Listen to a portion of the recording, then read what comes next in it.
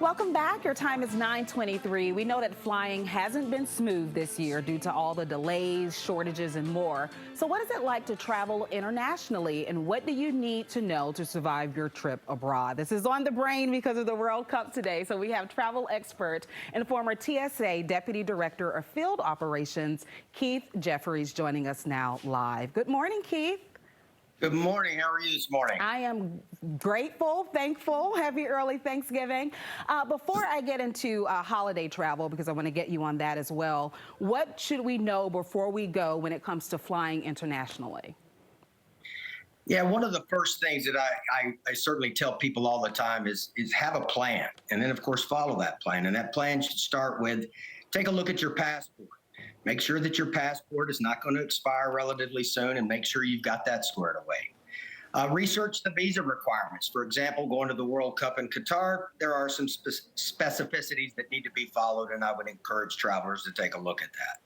And then, of course, do the research on the culture, customs, and courtesies of that host country, and make copies of your documents. And then, notify your financial institutions that you're traveling overseas. Those types of things. We know, too, that with Thanksgiving just tomorrow, some people may want to travel with food or bring food back with them, really good leftovers. What do they need to know in terms of what they can check and not when it comes to food items on flights? So on flights domestically, Marissa, there's certainly TSA has a great website. I would encourage them to take a look at. But any liquid gel or aerosol type items, they've been consistent over the years. You certainly don't want to take that through the security checkpoint, but there are items that you can take in your checked bags. If you're flying international, that kind of changes some rules. Again, it goes back to knowing the customs and courtesies of that host country. For example, in Qatar, pork products are not authorized. I also read this morning to remember to use gift bags instead of wrapping paper as well for gifts. Absolutely. What great advice that is. Sometimes, unfortunately, when an item that is already wrapped for presentation around the holidays, it creates some challenges if TSA has to conduct a search. And we certainly don't want to ruin that high quality wrapping. So it's best to put it in gift bags. It just makes it much easier on everyone and less stressful.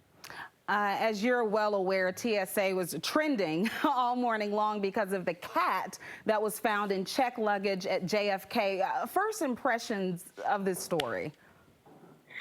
Yeah, well, I haven't had the pleasure of reviewing that story at this point, but it has happened before.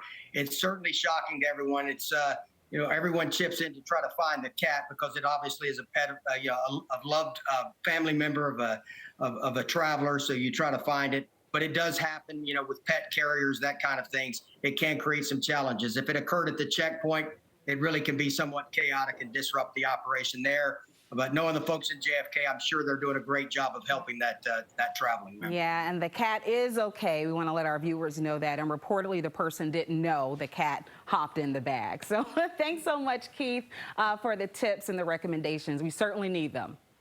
Thank you very much. Happy holidays. All right, you too. Take care.